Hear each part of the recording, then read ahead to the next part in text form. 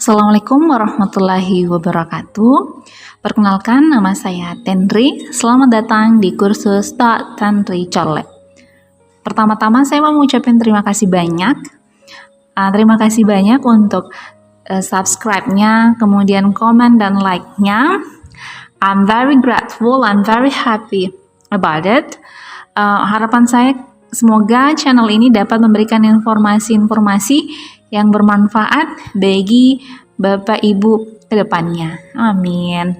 Oke Bapak Ibu, pada video kali ini kita akan membahas kelanjutan terkait soal pilihan ganda PCK berbasis studi kasus untuk bidang studi bahasa Inggris bagian 3. Dan berikut adalah soal dan opsi jawabannya.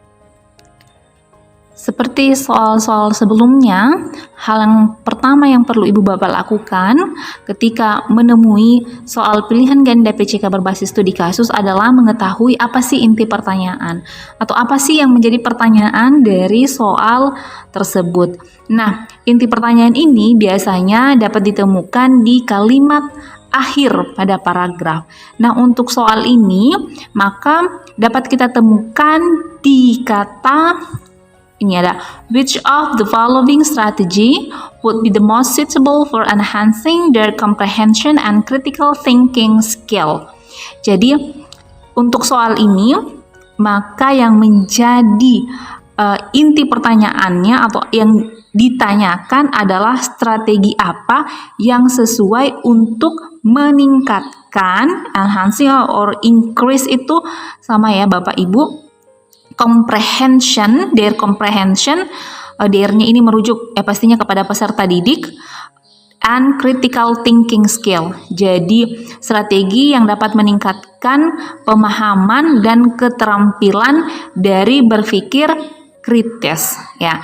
Jadi kalau sudah ditahu inti pertanyaannya, maka hal selanjutnya yang kita lakukan adalah membaca secara menyeluruh soal dari pilihan ganda PCK tersebut. Tapi yang perlu diingat, sebagaimana soal-soal sebelumnya, ketika Bapak Ibu mulai membaca pertanyaannya, Bapak Ibu juga udah mulai nih mencari tahu apa sih yang menjadi kata kunci dari pertanyaan tersebut. Ya, kita udah mulai nih mencari kata kunci ya dari pertanyaan tersebut. Baik, Bapak Ibu, untuk contoh soal PCK bagian 3 ini, kita sudah mengetahui yang menjadi inti pertanyaannya adalah strategi apa yang sesuai untuk meningkatkan pemahaman dan keterampilan berpikir kritis. Nah, inti pertanyaan ini juga kita masukkan sebagai kata kunci. Nah, jadi kita sudah punya 2 kata kunci. Kemudian kita lanjut untuk mencari kata kunci selanjutnya. Kita membaca secara bersama-sama ya. Jadi saya coba baca soal PCK 3 ini. Miss Tenri has been teaching her student about narrative text. Udah ketemu nih kata kunci selanjutnya. Teksnya teks naratif ternyata. Oke. Udah dapat 3 kata kunci. Focusing, reading and viewing comprehension. Ketemu lagi keterampilannya. Keterampilannya adalah keterampilan membaca dan viewing, memirsa. Ya, the student have explored various types of narrative text and have practiced identifying key element like plot, character, and themes. Jadi kita sudah ketahui bahwa kata kunci selanjutnya adalah Miss Tenri sudah mengajarkan teks naratif di mana peserta didik mengeksplor jenis-jenis dari naratif teks dan mempraktekkan mengidentifikasi elemen-elemen kunci seperti plot, karakter, dan temanya. Nah, jadi kita udah punya 1, 2, 3, 4, dan 5. 5 kata kunci. Kemudian selanjutnya adalah Miss Tenri is now looking for a learning strategy that will help the student deepen their understanding and ability to and further develop their skill in analyzing and interpreting narrative text. Nah, jadi kalimat selanjutnya ini sama dengan inti pertanyaannya ya. Bapak Ibu tidak usah bingung ya. Inti pertanyaannya kan di sini diminta enhancing comprehension and critical thinking. Kemudian di soalnya ada kata analyzing and interpreting narrative text. Jadi tidak usah bingung terkait penggunaan kata ini, karena gini, karena untuk meningkatkan critical thinking siswa maka kan ada step-stepnya. Dalam hal ini ada langkah-langkahnya, ada aktivitasnya. Nah, salah satu aktivitas yang dapat dilakukan untuk meningkatkan critical thinking peserta didik adalah melalui kegiatan analyzing and interpreting. Jadi ini sama aja ya. Jadi sama saja. Jadi kita sudah punya kata kunci. Kata kunci pertama itu adalah strateginya apa untuk meningkatkan pemahaman dan keterampilan berpikir kritis. Di mana konteksnya Ibu Tendri itu sudah mengajarkan naratif teks di mana berfokus pada keterampilan reading dan viewing dalam hal mengidentifikasi fitur teks naratif ya, contohnya upload, karakter, and themes ya, themes. Jadi itu tadi. Jadi kita ditanyakan terkait strateginya. Nah, sekarang langkah selanjutnya adalah ayo kita coba analisa nih. Analisa opsi-opsi yang ditawarkan. Mana saja opsi benar. Seperti itu ya, Ibu Bapak. Baik, Ibu Bapak, untuk opsi pertama itu atau opsi A ada conduct a class debate on the accuracy and credibility of various news sources. Ini kelihatan ya, Ibu Bapak, jawaban ini tidak tepat karena fokus utamanya adalah pada evaluasi sumber berita.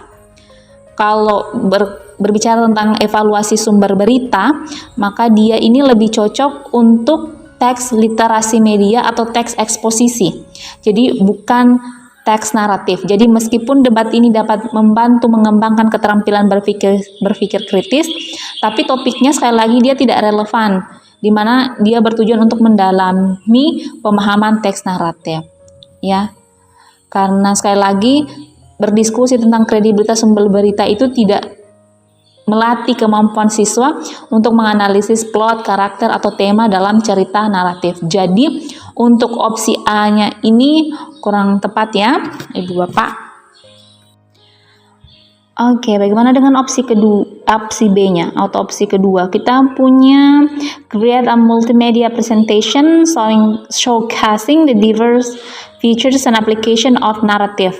Jadi ini melibatkan peserta didik dalam pembuatan presentasi multimedia yang menyoroti berbagai fitur dan aplikasi dari teks naratif.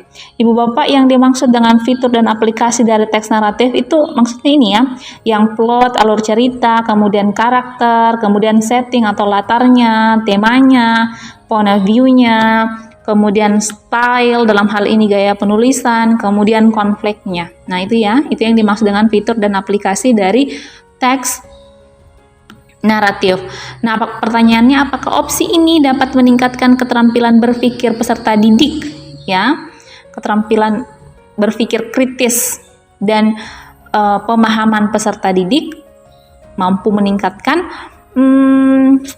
Sekali lagi, Ibu Bapak, pembuatan proses multimedia ya memang dapat merangsang kreativitas siswa, tapi sekali lagi dia ini cenderung berfokus pada elemen-elemen naratif. Misalnya apa itu plotnya, bagaimana, siapa karakternya, apa tema ceritanya.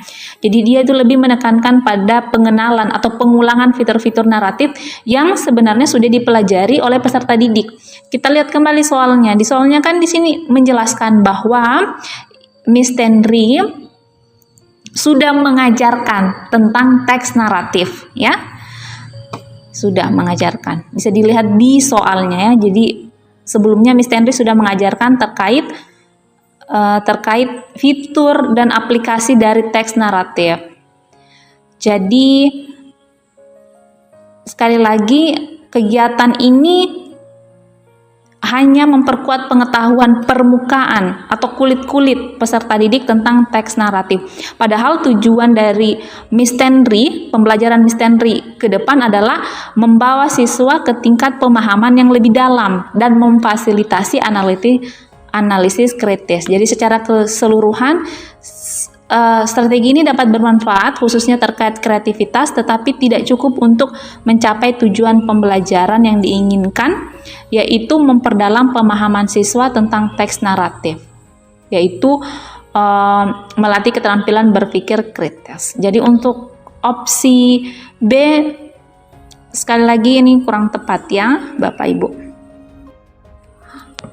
Bapak Ibu, kita move ke pilihan C ya.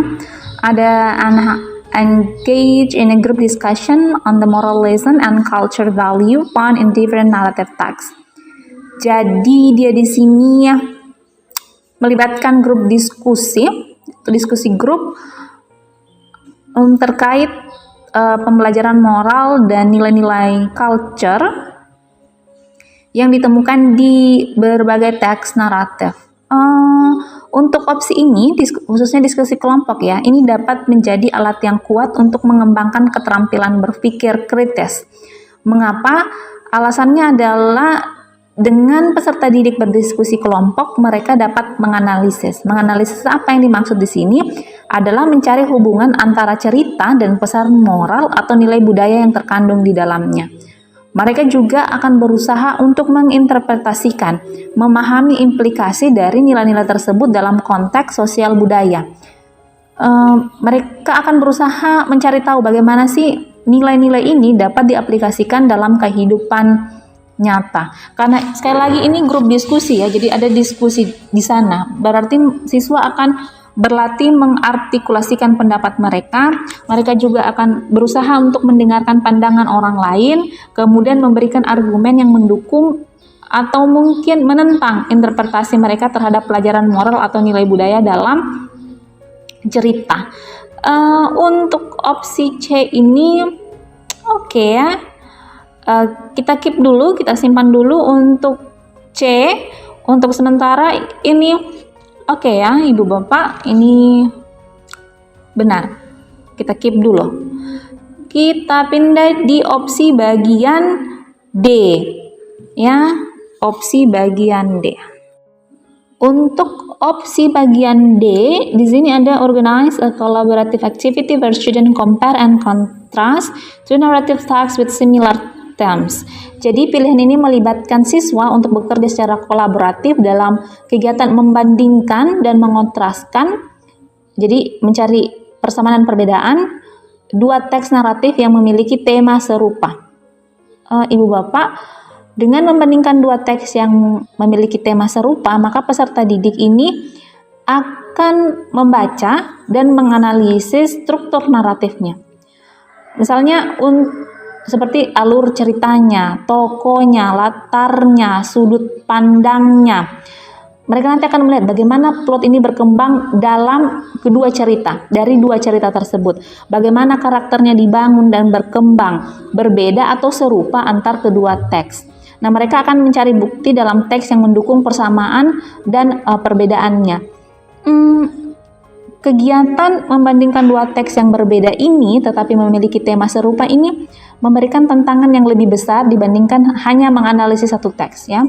Siswa harus menavigasi dua alur narasi yang mendorong siswa untuk memikirkan secara kritis tentang bagaimana dua cerita yang memiliki tema serupa dapat dieksplorasi dengan pendekatan yang berbeda. Maksud saya pendekatan yang berbeda ini contohnya kayak gini, Ibu Bapak. Misalnya dua cerita dengan tema yang sama. Contohnya persahabatan. Ya, mungkin walaupun temanya sama ya, tapi bisa saja dia menunjukkan dinamika hubungan yang berbeda, kemudian nilai moral yang berbeda atau cara yang berbeda dalam mengatasi konflik. Misalnya cerita satu dia mungkin menggambarkan persahabatan yang didasarkan pada kepercayaan dan kesetiaan, di mana dua sahabat ini saling mendukung dan dalam segala situasi. Sebaliknya, cerita keduanya ini memang menampilkan persahabatan, tapi yang penuh tantangan atau ada konflik-konflik internal seperti kecemburuan atau persaingan seperti itu.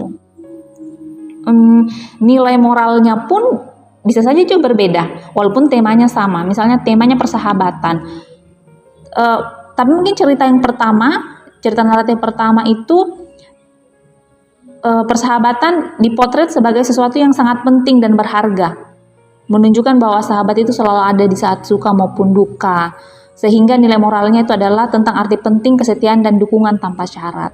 Tapi naratif yang kedua, cerita keduanya, mungkin menyampaikan pesan bahwa persahabatan bisa rapuh jika tidak dirawat dengan baik, atau bahkan terkadang sahabat yang baik adalah mereka yang berani memberi kritik keras ketika diperlukan. Jadi nilai moralnya yang lebih ditekankan pada cerita kedua itu tentang komunikasi jujur atau kemampuan memaafkan dalam persahabatan. Banyak ya yang bisa dianalisis peserta didik dengan terkait opsi D ini. Ya Ibu Bapak, sekali lagi saya rasa untuk opsi D ini bisa meningkatkan keterampilan berpikir kritis ya Ibu Bapak. D ini kita simpan lagi ya, jadi kita udah nyimpan dua opsi C sama D. Kita lihat opsi E nya gimana.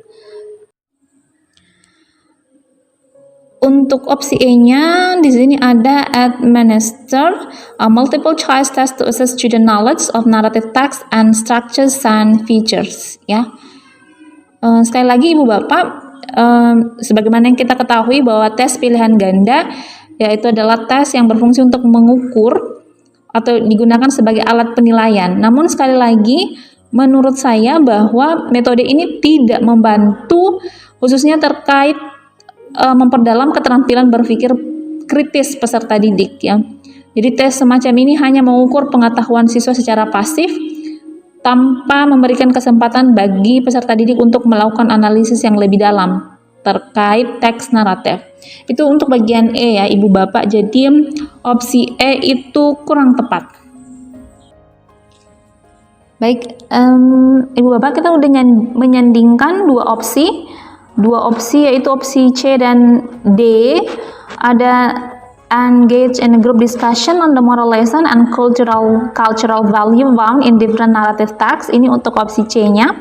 Sedangkan untuk opsi D-nya kita punya organize a collaborative activity where the student compare and contrast two narrative texts with similar themes. Jadi kedua opsi ini sama-sama kerja kelompok, berkolaborasi, diskusi kelompok ya.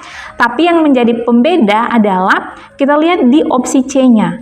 Opsi C-nya ini dia fokusnya ini terlalu sempit. Dia hanya pada moral dan nilai jika kita bandingkan dengan opsi D-nya ya. Di opsi C-nya ini dia tidak secara eksplisit berfokus pada elemen-elemen naratif lain seperti plot, karakter, strukturnya. Ya, jadi dia hanya berfokus pada dua tadi, pesan moral dan nilai budaya. Sedangkan untuk opsi D-nya ini dia compare and contrast two narrative text. Ya, dia tidak ada limitasinya. Bisa saja peserta didik compare and contrast alur ceritanya, tokonya, latarnya, sudut pandang, bisa juga nilai moralnya, konfliknya, seperti itu ya. Jadi C ini dia sangat terbatas di dua tadi ya. Jadi keterampilan analisis naratif siswa itu hanya berkembang pada dimensi moral dan budaya. Jadi peserta didik ini kurang terlatih untuk memahami cara kerja keseluruhan narasi, konflik atau pengembangan karakternya ya. Jadi opsi C-nya ini cukup baik untuk membantu siswa menggali makna moral dan nilai-nilai budaya. Ya, namun pendekatan ini sekali lagi ini tidak cukup komprehensif untuk melibatkan siswa dalam analisis naratif yang lebih luas, seperti yang ditawarkan pada opsi D, yaitu membandingkan dan mengkontraskan dua teks dengan tema yang berbeda. Jadi kalau D ini temanya saja yang berbeda. Temanya saja yang sama, tetapi apa yang mau dibandingkan, apa yang mau dikontraskan, itu keseluruhan features dari narrative text. Seperti itu ya Ibu Bapak. Jadi melihat skopnya, maka opsi yang benar adalah yang D ya. Kalau C ini dia terlalu sempit fokusnya. Oke, Ibu Bapak, jadi yang benar adalah yang D. Jadi untuk soal PCK studi kasus bagian 3 yang benar adalah D. Organize a collaborative activity where students compare and contrast two narrative texts with similar themes. Oke, Bapak Ibu peserta PPG, saya selalu mengingatkan ya Ibu Bapak, saya selalu menyarankan untuk terbiasa mengerjakan soal-soal PCK berbasis studi kasus ini. Saya harap Bapak Ibu banyak latihan ya, banyak tryout, banyak uji coba seperti itu.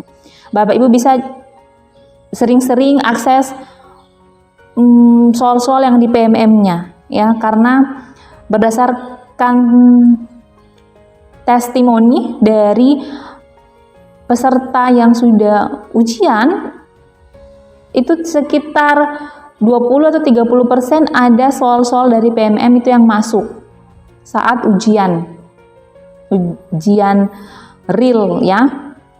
Sedangkan untuk member premium dari kursus Data Ricola, saya harapkan untuk tryout-nya diakses. Di sana kan saya sudah ngasih 10 jenis tryout. Jadi itu dicoba terus. Mungkin hari ini satu, besok satu lagi, seperti itu. Kemudian kunci jawaban sama pembahasannya Ibu Bapak coba analisis. Seperti itu ya.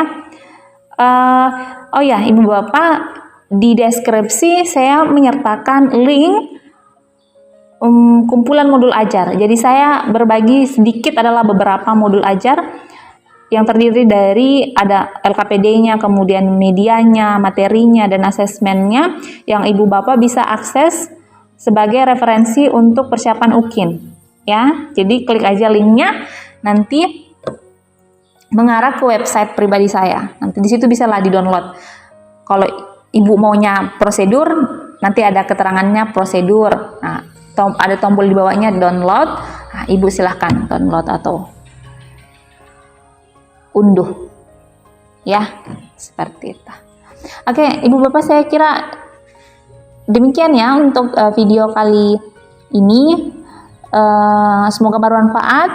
Sampai jumpa di soal PCK berikutnya. Bye-bye. Thank you.